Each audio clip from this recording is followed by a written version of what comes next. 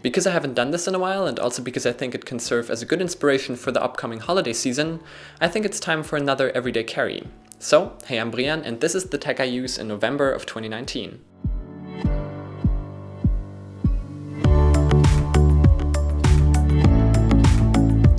Let's start out with the smartphone. This is the OnePlus 7T, you can check out my review of it up here, and I'm a really big fan of this phone because it offers basically all of the features of the OnePlus 7 Pro at a much lower price point, especially if you import it from China. You get the amazing 90Hz display, unbelievably fast performance and charging, as well as a very good camera in a still affordable package. And you also have OnePlus's stock Android-based Oxygen OS that I really like.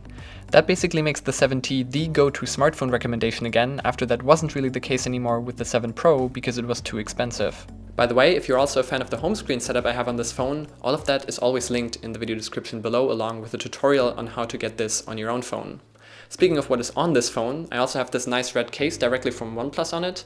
I really like the color, so I always wanted one of these. But I'm not a big fan of the quality of this phone case because it already starts to break in the top left corner despite being only a couple of weeks old. So I don't know if I can really recommend it. Along with the smartphone, I of course also have a smartwatch. This is the Skagen Falster 2 based on Fossil's 4th generation Android Wear watch platform. I really like Wear OS for my purposes because the only things I really do with my smartwatch is checking notifications and sometimes answering them, tracking fitness data through Google Fit, and paying with Google Pay. And for that, everything that Wear OS offers is plenty because I don't really use any apps. The performance on this watch isn't that great, however, so I'm looking forward to also testing Fossil's 5th generation and see how that is better. Also because the battery life on here is getting really inconsistent. Sometimes I end the day with 50%, sometimes only with 10%. I am a very big fan of the design and dark grey color of this watch, but I'm not a huge fan of the Milanese strap on it.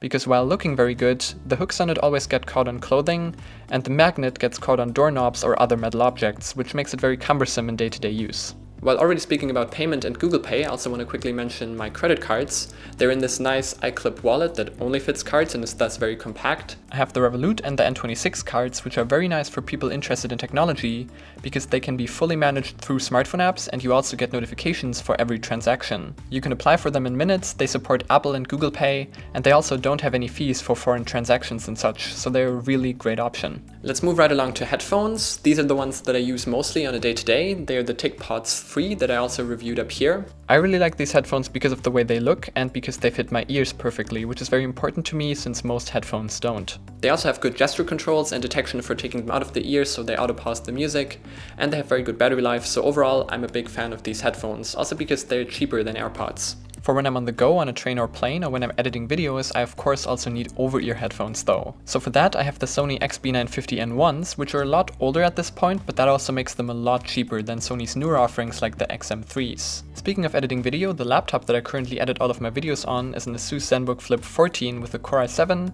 16GB of RAM, a 512GB SSD, as well as an MX150 GPU. And I'm generally still a pretty big fan of this because it supports pen input and is also compact enough that I can take it to uni and take notes there, but also powerful enough so I can edit video when I need to for this channel. So it's a good all-round device. It also seems to be pretty rugged because I also threw it down from about 2 meters to the ground already. It has some dents, but it still works perfectly fine.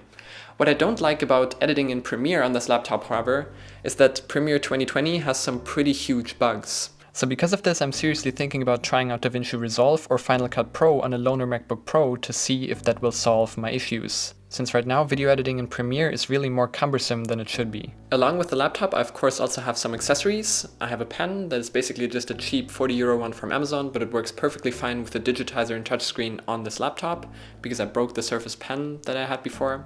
Apart from that, I also have this cheap Bluetooth mouse from Logitech that is in this nice blue color, but apart from that it doesn't really have a whole lot going for it except for being pretty compact for using it on the go. And in the same blue color I also have a 4TB Western Digital hard drive that I store all of my videos on. While I'm already talking about the tech I use, I can also quickly cover some of my camera gear. Apart from the Sigma f1.4 glass I've been using with my Sony a6300 for a while now, I also have the new Sennheiser MKE600 microphone that I use for all of my A-roll as well as voice-over recordings. Coming to the last thing that I basically carry all of this stuff in, the backpacks. This is the OnePlus Explorer backpack that I use for university. It's very small in terms of what it can fit, so it's really only made for a couple of books and a laptop. It does look nice though, and it is pretty small, so that's why I like it for uni, but it is too heavy and doesn't fit enough stuff for travel.